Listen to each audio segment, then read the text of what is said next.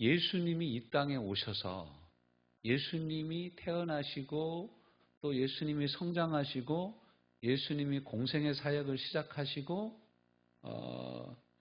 예수님께서 십자가에 못 박혀 죽으시고 부활 승천하시고 또 하나님 보좌 우편에 앉아 계셔서 영원토록 변함없이 우리와 함께하는 삶이 이 예수님의 삶 자체가 우리가 따라가야 될 신앙의 삶과 일치한다라는 거예요.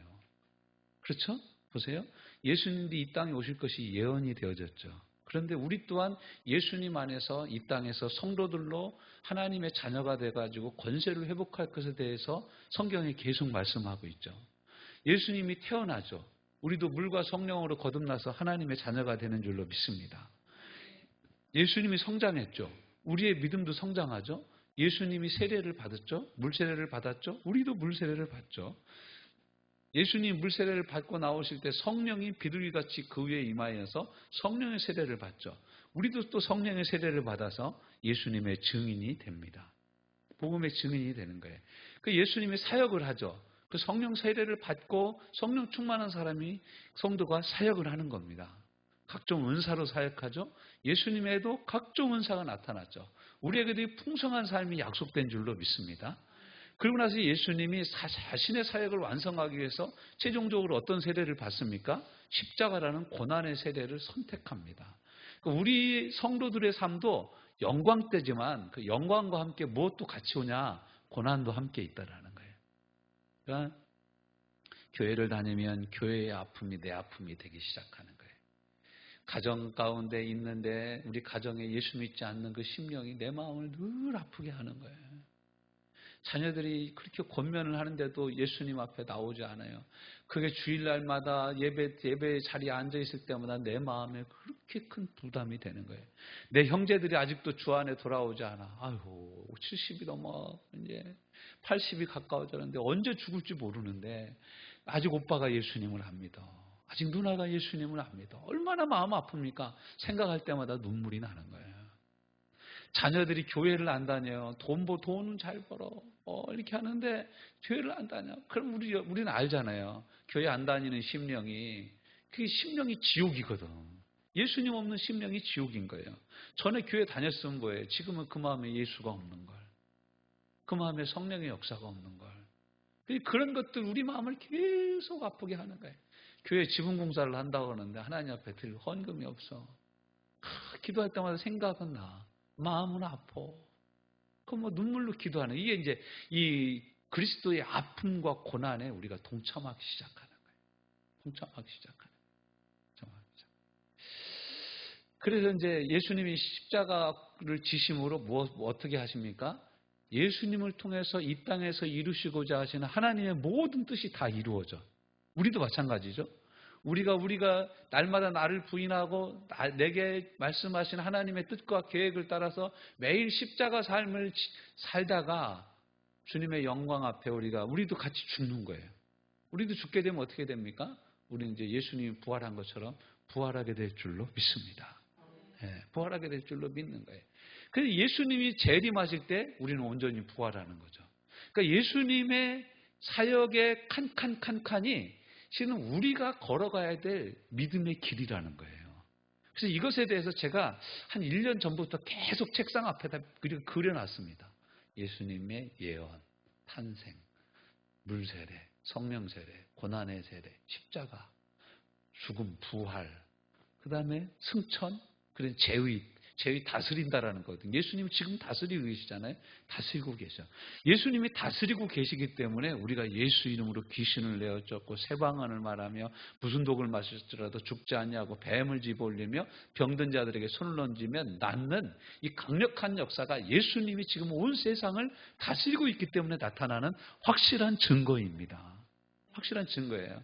그래서 그 예수님이 다시 재림해 오실 때 우리 영혼은 죽어서 주님 품에 안겨 있지만 우리 몸이 이제 완전히 변화되어져 예수님과 같이 변화되어서 천년왕국 가운데 예수님과 함께 온 세상을 다스리는 하나님의 사람들로 세워지는 줄로 믿습니다.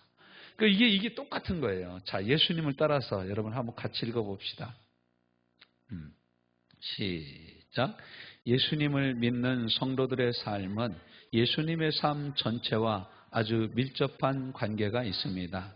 오시기 전 예언던 삶, 탄생, 성장, 그리고 공생의 시작인 성령의 임하심, 성령의 충만케 하심으로 시험을 당하시고 광야에서 기도하시고 돌아와 사역을 시작하시되 제자들을 부르시는 것으로 시작하여 가르치시고 전파하시고 고치시고 십자가를 지심으로 고난의 세례를 완성하시고 부활하시고 승천하시고 지금은 또 다른 보혜사 성령님을 보내시사 믿는 우리로 하여금 예수님이 가신 길을 따라가게 하십니다.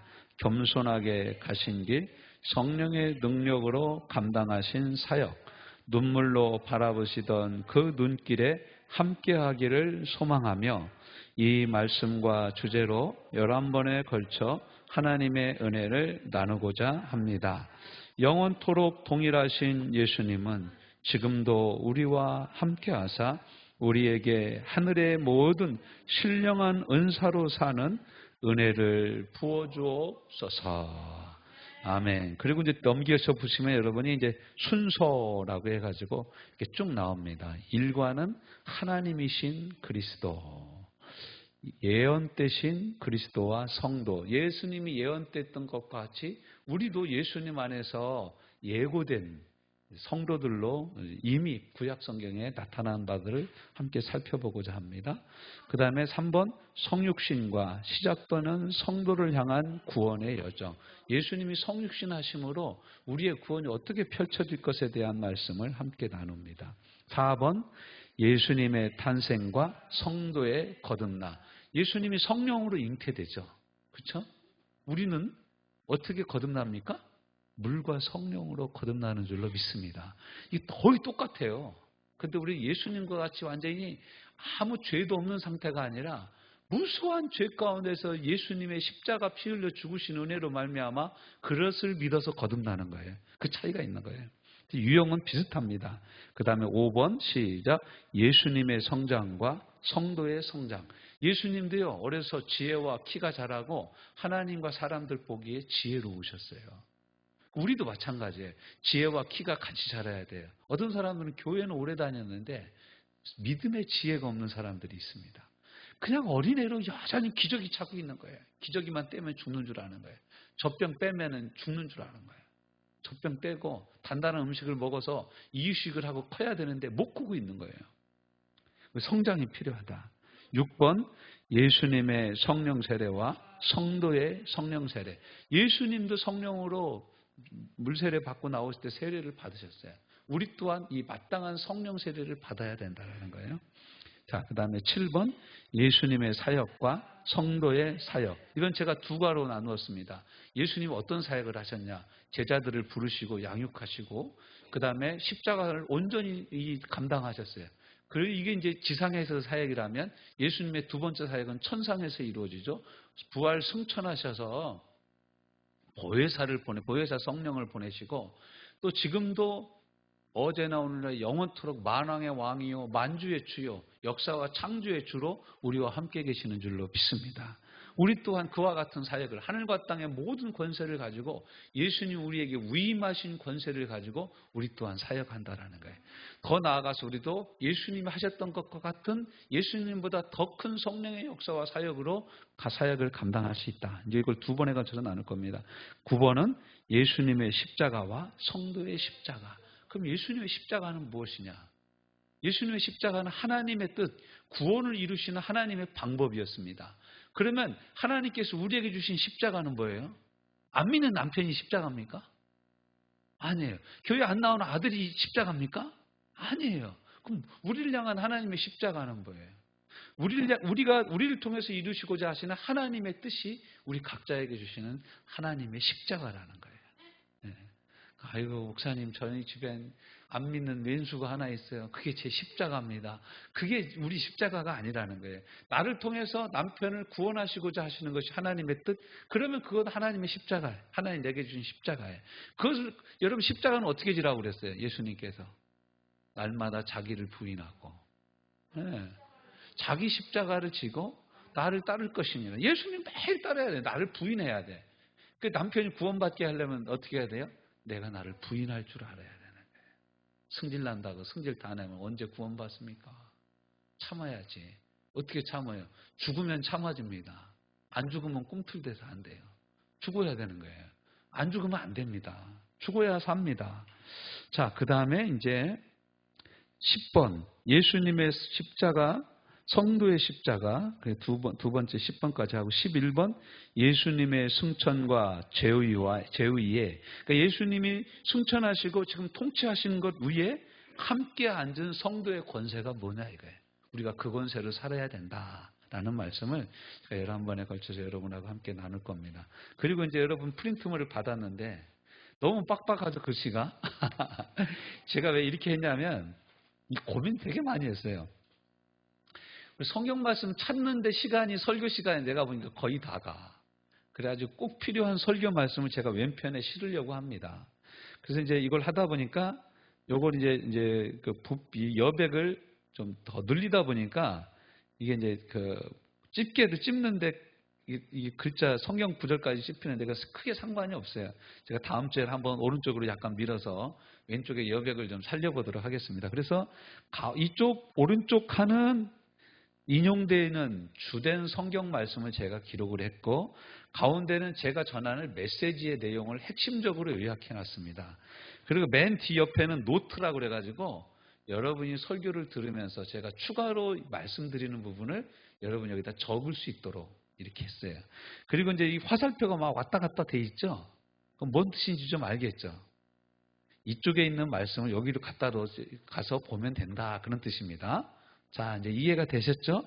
자, 그런 관점에서 제가 무지 고민해가지고 만들었어요. 여러분 그렇게 아시고 즐겁게 따라와 주시면 감사하겠습니다. 자, 우리에게 주시는 말씀. 첫 번째는 뭡니까? 오늘은 하나님이신 그리스도. 예수님은 하나님이세요. 우리가 이걸 자주 잊어먹습니다. 인간이신 예수님을 너무 사모하다 보면 우리는 그분이 바로 인간의 모습으로 우리 가운데 오신 하나님이시라는 사실을 자꾸 잊어먹어요. 그러니까 마태복음, 마가복음, 누가복음을 읽다 보면 예수님은 처절한 우리 인생의 모든 죄를 짊어진 사람의 모습을 우리에게 많이 보여줍니다. 그런데 실상은 이분이 영원 전부터 스스로 계셨던 나는 여호와 스스로 계신 그 하나님이시라는 것을 자꾸 잊어먹습니다. 그런데 거기서부터 다시 시작하고 이분이 또 영원까지 다스리시는 이 땅에 오셔서 말씀하셨던 분이 또 다시 오실 그분이시고 영원토록 통치하실 통치자가 되신다라는 사실을 우리가 먼저 기억하고 이 첫 번째 강의를 여러분과 함께 나누고자 합니다. 그래서 이제 요한복음 1장 1절부터 18절까지의 말씀을 제가 거기다 쭉 적어놨습니다. 자, 우리에게 주시는 말씀 1 같이 읽어봅시다. 시작. 예수님은 말구유가 아닌 창조주의 보좌에서 시작된다. 우리가 예수님을 너무 말구유에 누여져 있는 아기 예수로만 아는 경향이 있어요. 이제 이런 것에 대해서 많이 강조한 데가 이제 성당 같은 경우입니다. 캐톨릭에서 이 연약한 예수님의 모습, 성모 마리아의 품에 안겨 있는 예수님의 모습을 동상으로, 흉상으로 이렇게 많이 해놨어요. 그리고 여러분 그 천주교 신자들 집에 가보십시오. 마리아 이렇게 탁 이고 거기다가 조명이 이렇게 탁 해놓고 뭐 물을 살살살살 내려가게 해놓고 그 다 했잖아요. 그런데 그런 것들이 아주 크게 잘못된 건 아닌데 그런 것들이 강조되다 보면 우리가 영원 전부터 계셨던 하나님이신 걸 잊어먹는 거예요. 그것도 중요하죠. 인간의 모습으로 오신 예수님도 중요한데 인간의 모습으로 오신 예수님 이전에 창세전의 성자 하나님으로 하나님 아버지와 함께 하셨던 하나님 자체이신 그분을 우리가 잊어먹으면 안 된다는 거예요. 이것을 먼저 이해를 해야 성경의 처음과 끝을 보아야 중간에 인간의 모습으로 오신 예수님이 얼마나 큰 희생과 수고로 우리를 사랑하셨다는 것을 깨닫게 알게 된다는 거예요. 이런 큰 은혜가 있기를 주님의 이름으로 축원합니다. 자, 한번 창세기 1장 26절부터 28절 말씀을 한번 창세기 1장 1절부터 1절을 한번 우리 같이 읽어봅시다. 창세기 1장 1절. 네, 시작. 태초에 하나님이 천지를 창조하시니라. 여기서 태초에 하나님이라는 말씀은 여호와라는 말씀인데, 이 하나님과 이제 26절로 넘어가요. 이제 창조를 다 했어. 사람을 만들죠. 시작. 하나님이 이르시되. 하나님 어떤 분이세요? 우리의. 여기서 이제 우리라는 부분에 여러분 동그라미를 쳐주세요. 우리라는 표현이 나올 때 성부, 성자, 성령 하나님, 성삼위일체 하나님을 가리키는 거예요. 그럼 여기 누가 들어있다고요? 예수님이 들어가 있는 거예요. 성자 예수님이 지금 여기 들어가 있는 거예요. 그러니까 예수님은 2000년 전에 말구 위에서 태어나시기도 하셨지만 예수님은 이전에 이미 세상을 창조할 때부터 하나님 아버지와 함께 하셨던 아들 하나님이셨다. 성자 하나님이셨다. 또 여기 우리 안에는 누구들 들어갑니까? 성령 하나님도 들어가고 성부 하나님, 성부, 성자, 성령 하나님 세 분이 다 들어가시는 데가 여기 이제 우리가 들어가는 거. 우리. 자, 그래서 우리가 우리의 형상을 따라 우리의 모양대로 우리가 사람을 만들고 그들로 바다의 물고기와 하늘의 새와 가축과 온 땅에 기는 모든 것을 다스리게 하자 하시고, 하나님이 어떻게 해요? 자기 형상. 여기 하나님이 자기 형상이라고 얘기할 때는 우리 속에 포함된 성부, 성자, 성령 하나님의 모습이 다 들어가 있는 거예요. 그래서 여러분 사람을 보십시오. 나중에 이제 사람이 만들어졌죠. 2장으로 넘어갑니다. 2장 7절 시작. 여호와 하나님이 땅의 흙으로 사람을 지으시고 생기를 그 코에 불어넣으시니 사람이 생명이 된지라. 이게 하나님의 모양이에요. 그러니까 하나님의 형상이 있고 하나님의 생기를 사람의 코에 생기를 불어넣어줬죠. 그 사람의 모양, 사람은 본질적으로 하나님과 가장 유사합니다. 그래서 영혼이 있는 이 땅에서 영혼이 있는 유일한 존재는 사람밖에 없습니다. 백점이 영혼 없어요. 캐리도 영혼 없어요. 해피도 영혼 없어요. 네. 사람만 영적인 존재입니다. 사람만 유일하게 영적인 존재인 거예요. 여러분 이걸 잊어먹으면 안 돼요. 요즘에 우리나라가 이제 뭐 개인 1인 가구들이 많이 등장하면서 집에 고양이, 개, 이런 애완견 이런 거 많이들 키웁니다. 근데 애완견 키우는 게 거의 애 한 명 키우는 수준의 돈이 들어갑니다. 네. 물론 그렇게 돈 안 쓰시는 분들도 계세요. 자기들이 임의용 다 하시는 분들도 계신데 아무튼 이 사료값도 만만치 않아요. 여러분 그리고 이제 너무 정이 들었어. 그래가지고 막 개가 죽으면 막 울어. 지 외할머니 돌아가실 때는 안 울던 애들이 지네 키우던 고양이 곧 죽으면 울어. 개 죽으면 엉엉 울어. 아니 화장장에 갔더니 개 화장도 해주더라니까. 그리고 또 뭐 부탁을 하면 목걸이 같은 걸로도 만들어줘. 조그마한 인형처럼 이렇게 만들어주기도 하고. 이야, 그걸 갖다 놓고 그게 이제 우상이 되는 거예요. 그럴 때 여러분 귀신이 틈탑니다. 그런 걸 통해서 귀신이 역사하는 거예요. 그러니까 여러분, 그런데 그런 것들은 우리에게 위로를 해주는 뭐 반려견이지만, 여러분 반려라는 말은 그런 데 쓰는 게 절대 아니에요. 본래 반려라는 말은 이런 겁니다. 이제 제가 결혼하기 전에 우리 집사람하고 연애를 하기 시작해서 결혼하기로 마음에 확신이 생겼어요. 그래서 제가 우리 집사람하고 이제 제 주변에 있는 친인척들을 만나면서 이 자매는 누구냐라고 물어보면 그때 아주 고급스러운 언어로 했던 말이 이런 말입니다. 제 반려가 될 사람입니다. 이렇게 제 반려가 될 사람입니다. 이게요, 그 양반층에서 사용되어졌던 아주 고급 언어입니다. 이 고급 언어가 개새끼한테 붙어 있다니까 지금. 참 너무 마음이 아파요. 이건 편집을 좀 해야 되겠다. 개새끼라고 그래가지고. 아니, 개새끼가 뭐 개새끼지. 그렇죠? 예, 사람 새끼가 사람이듯이.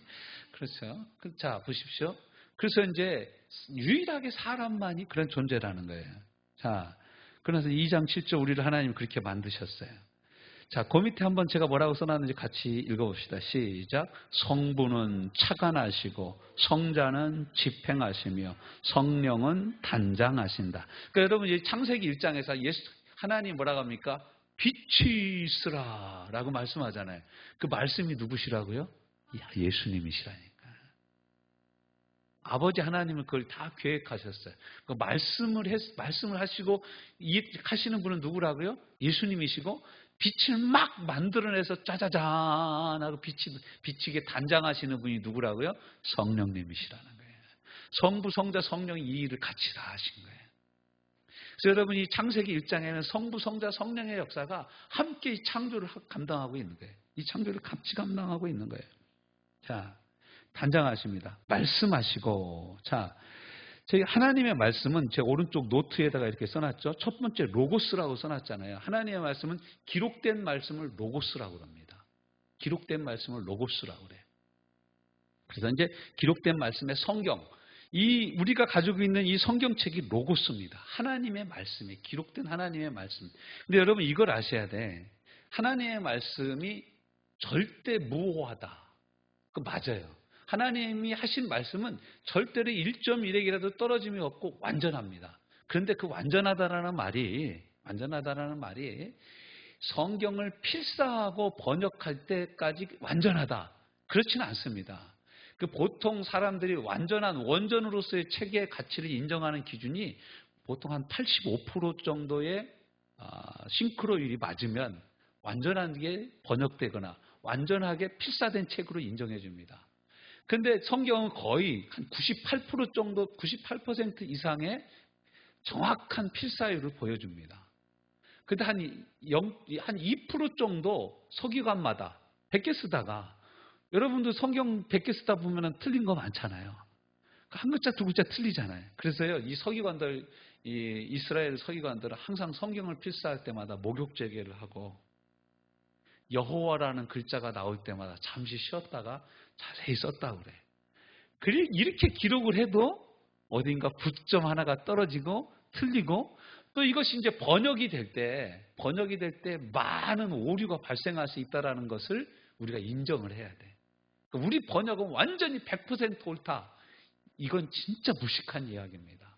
이 세상에 그 어느 누구도 완벽하게 성경을 번역할 수가 없어요. 여러분이 가지고 있는 성경책, 이건 완전하다.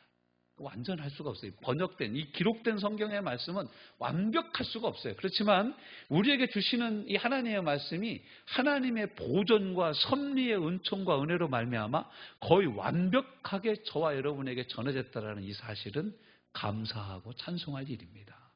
감사하고 찬송할 일이에요. 특별히 한국 성경은요, 이 성경 번역의 역사를 보면 한국의 성경은요, 한국 사람에 의해서 선지자들과 함께 번역된 세계 유일한 성경책이에요. 저는 그래서 대한민국이 이 큰 하나님의 은혜 가운데 있는 줄로 믿습니다. 말씀이요, 한국 사람들에 의해서 번역이 된 거예요. 예, 참 신기하죠. 선지자가 먼저 들어온 게 아니라 성경책이 먼저 들어왔어요. 우리나라 같은 경우에는요. 그 성경 말씀이 읽다가 사람들이 막 변화되는 거예요. 그래서 외국에서 그 번역된 성경책 쪽복음을 가지고 뭐 토마스 선교사나 이런 사람들이 부르다가 대동강변에서 칼에 찔려 죽었어. 근데 막 죽으면서 성경책을 뿌리면서 배에서 뿌리면서 죽었어. 그러니까 선교사들을 처형했던 백사장에서 처형했던 그 포졸이 뭐 밑 닦아줄 것도 없는데 잘 됐다. 그래가지고 이 성경책을 갖다가 가지고 왔는데 성경책이 너무 보들보들한 거예요. 밑 닦기가 너무 아까운 거예요. 여러분, 요즘에 보면 문에 창문지 붙였잖아요. 문에 이렇게 붙였잖아요. 문에 붙였는데 자꾸 애들이 밖에 누가 오나 구멍 뚫고 보잖아. 거기에 막 황소바람이 들어오잖아. 그러니까 이 포졸이 있다가 그 성경책을 푹 찢어가지고 거기다 붙여놓은 거야. 어느 날 눈 떠서 눈 감고 보니까 하늘에는 평화요, 땅에서는 기뻐하심을 입은 모든 사람들에게 뭐 이런 성경 말씀이 있는 거예요. 저게 뭐야? 잠자기 전에도 이렇게 천장에다 지 돌아다니다가 구멍 난 거 거기다 붙여놨는데 천장에도 하나님 말씀 붙어있지, 벽에도 하나님 말씀 붙어있지, 문에도 붙어있지. 이 사람이 나중에는 이 말씀에 계속 보다가 말씀이 역사해가지고 이분이 그 평양 시내에 선교사 몰래 찾아와가지고 첫 번째 회심한 신자가 포졸입니다. 평양에서. 신기하죠? 이게 바로 말씀의 역사인 거예요. 이게 이제 로고스 기록된 말씀. 우리는 너무너무 감사한 시대에 살고 있어요. 마틴 루터가 1517년 종교개혁을 시작할 때만 해도요, 종교개혁 시작도 마찬가지예요. 종교개혁이 어떻게 이렇게 일어날 수가 있었냐면 인쇄술이 발전하면서 이 독일어로 성경이 번역됐어요. 라틴어에서 독일어로. 그러니까 1500년경까지 성경은 라틴어하고 헬라어, 히브리어로 이렇게 기록된, 헬라어와 라틴어로 기록된 성경밖에 없었어요. 1517년대까지. 그러니까 여러분, 하나님의 말씀이 그냥 오럴 트래디션, 이 말로만 그냥 전해진 거예요. 그러다가 인쇄술이 발전하면서 독일에서 맨 처음 성경이 번역된 거예요. 그래서 이게 이제 그 당시 성경이요, 이렇게 인쇄해가지고 출판이 됐는데 성경책 한 권값이 노동자 1년 품삯이었다는 거예요. 여러분 지금 성경책 얼마 주고 사요? 3만 원에서 5만 원 사이에 사잖아요. 여러분 그때 태어났으면 1년 내내 열심히 모아야 성경 아무것도 안 하고 여러분 돈 다 모아야 성경책 한 권 살 수가 있었어요. 그러니까 그 당시에는 이제 그 사람들이 이런 번역이 나오면 쪽복음을 많이 썼어. 쪽복음. 창세기. 너는 창세기 베껴. 나는 출애굽기 베낄게. 나는 레위기, 민수기, 신명기 다 베껴가지고 서로 돌려서 보는 거예요. 서로 돌려서. 너무 비싸니까 성경책이. 그런데 그러면서 막 이 종교개혁의 불길이 온 유럽을 덮어버린 거예요. 인쇄술 때문에. 참 놀랍죠. 그다음에 이제 1600년경에 이제 킹제임스 버전, 영어로 성경이 번역이 되는 거예요. 그 다음에 또 뭐 프랑스어로 성경이 번역되고, 그래서 위그노들, 프랑스에 있는 위그노들이 이제 막 들고 일어난 거예요. 그래서 그 사람들이 성경 말씀으로. 뭐 이래서 막 완전히 종교 개혁이 칼빈, 또 잉글리, 뭐 이런 사람들에 의해서 불릴 듯 일어나게 된 거죠. 이게 이제 이 기록된 말씀의 위력입니다. 그래서 이제 GBS라고 요즘에도 성경 번역 선교회라고 있는데, 그 사람들이 이제 모든 종족들이 사용하는 언어로 모든 종족에게 성경을 전해주자. 그래서 이 한글이 상당히 과학적인 글이기 때문에요. 글이 없는 나라에는 한글을 가르쳐주면서 한글로 성경을 번역해서 갖다 주는 거야. 그 사람들의 언어를 한글로 써가지고. 여러분 그런 일들을 지금 하고 있는 선교단체들이 있습니다. 그래서 이게 이제 첫 번째가 이제 로고스 기록된 성경 말씀입니다. 두 번째는 예수님이에요. 오늘 말씀 옆에 보세요. 요한복음 1장 1절부터 쭉 나와 있죠. 1절부터 4절까지 같이 읽어봅시다. 시작. 태초에 말씀이 계시니라. 이 말씀이 하나님과 함께 계셨으니 이 말씀은 곧 뭐라고요? 하나님이시죠. 그러니까 창세기 1장 1절부터 26절, 2장 7절까지 기록된 모든 창조의 역사는 이 하나님과 함께 하셨는데, 자, 이분이 바로 예수님이라는 거예요. 말씀이. 자, 3절 시작. 만물이 그로 말미암아 지은 바 되었으니 지은 것이 하나도 그가 없이는 된 것이 없느니라. 그러니까 예수님 없이 된 게 하나도 없는 거예요. 이 말씀 없이 되어 있는 게 이루어진 게 하나도 없는 거예요. 그러니까 4절 시작. 그 안에, 그러니까 예수님 안에 생명이 있었으니 이 생명은 사람들의 빛이라. 할렐루야. 사람들의 빛이라. 그래서 이 예수님이 성육신한 말씀이라는 거예요. 그 다음에 레마의 말씀, 성령의 감동을 받아요. 여러분이 하나님의 말씀을 들을 때 따라하십시다. 다시 시작. 하고 깨닫잖아요. 그러니 저건 진짜 나한테 하시는 말씀이다 라고 깨달아지는 그 말씀을 다른 말로 뭐라 그러냐면 따라하십시다. 레마의 말씀이다. 내가 깨닫게 된, 내게 주신, 우리 각자에게 주시는 말씀이라는 거예요. 우리 각자에게 주시는 말씀이라는 거예요. 이게 있다라는 거예요. 그 다음에 네 번째, 선포된 말씀으로의 설교가 있는 거예요. 해석되고 선포된 말씀으로의 설교가 있어요. 그래서 이 설교는 교회 안에서, 개신교에서 교회의 모든 예전의 80% 이상을 차지하는 것이 설교입니다.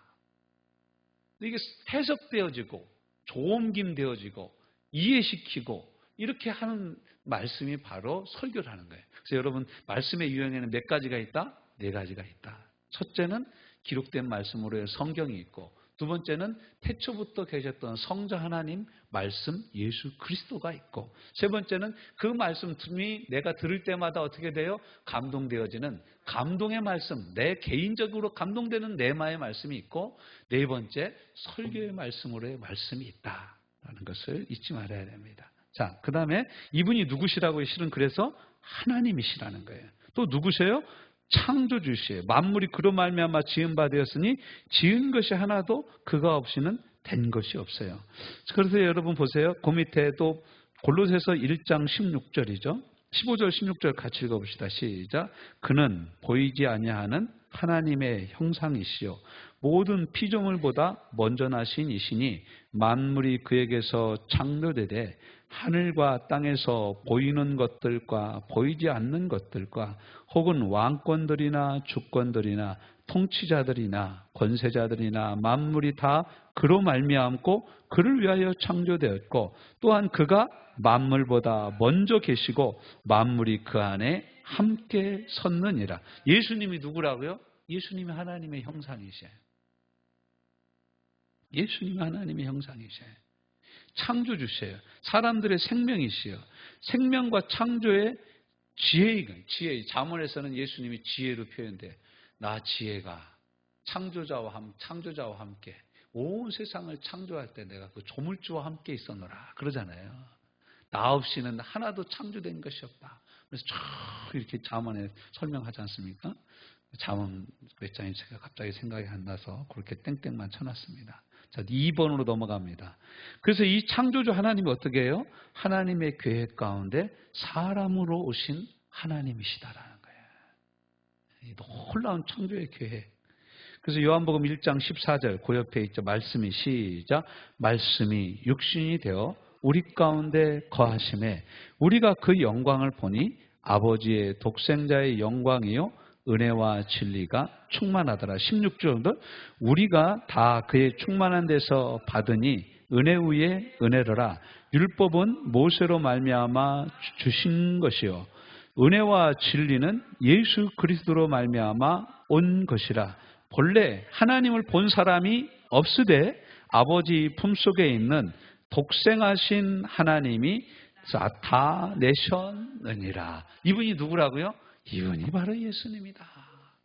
이분이 바로 예수님이다. 독생하신 하나님. 네.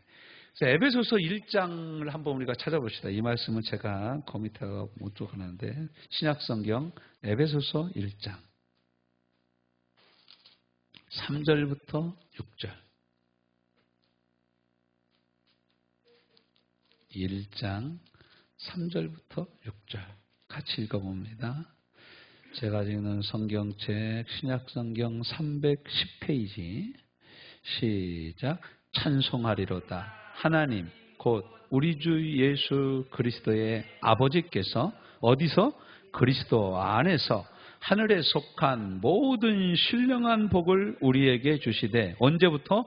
곧 창세 전에 그리스도 안에서 우리를 택하사 우리로 사랑 안에서 그 앞에 거룩하고 흠이 없게 하시려고 그 기쁘신 뜻대로 우리를 어떻게 하사?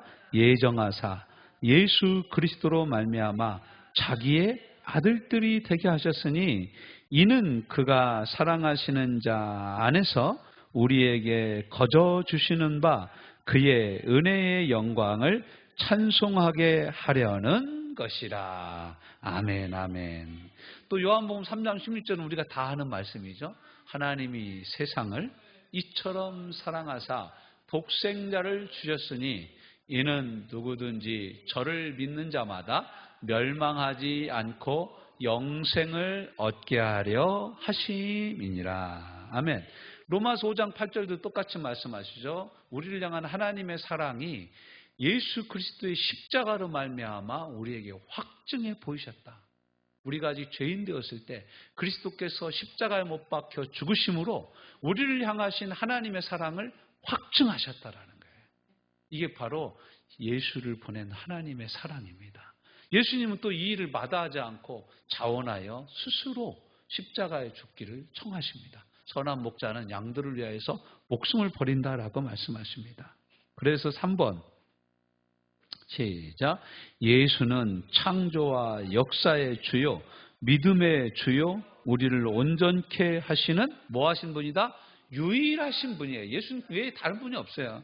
그래서 히브리서 12장 2절 말씀에 그러므로 믿음의 주요 온전케 하시는 예수를 바라보라. 할렐루야.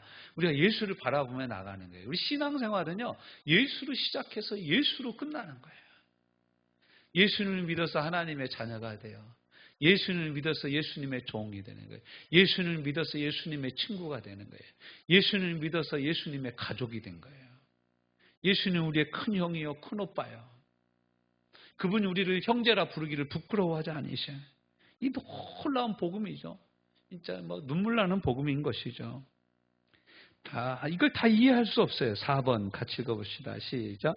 다 이해할 수 없고 경험할 수 없으나 주 앞에 엎드려 그를 찬송하고 예배하며 그를 위해 사는 것은 지극히 마땅한 성도의 삶이다. 예수님이 우리의 시작이다. 사는 목적이고 목표이다. 이제 이를 묵상하며 삶으로 주와 함께 동행하게 하옵소서. 그래서 예수님이 나중에 이 세상의 끝이 어떻게 오냐. 그 옆에 마태복음 24장 14절 시작. 이 천국 복음이 모든 민족에게 증언되기 위하여 온 세상에 전파되리니 그제야 끝이 오리라. 그때 끝이 온다는 거예요. 예수님의 복음이 온 세상에 다 증거되면 이제 끝이 온다는 거예요. 여러분 예수님의 복음이 온 세상에 거의 다 증거됐어요. 그러면 어떻게 돼요? 예수님이 거의 오신 거예요. 그래서 이제 에베소 1장 10절 시작. 하늘에 있는 것이나 땅에 있는 것이 다 그리스도 안에서 통일되게 하려 하심이라. 아멘. 통일되게 하려고. 통일되게 하려 하십니다. 통일되게. 예수 그리스도 안에서 온 세상을 다 통일하셔요. 이 통일에 반대하는 사람은 이제 통일되고 나면 이제 숙청 대상 1호가 되는 거죠. 심판 대상 1호가 되는 거예요. 그래서 주님이 이 땅에 다시 오시는 날. 온 복음이 모든 민족에게 증거되고 모든 사람이 다 복음을 들었을 때 예수님이 이 땅에 오십니다. 그때 우리는 부활할 줄로 믿습니다.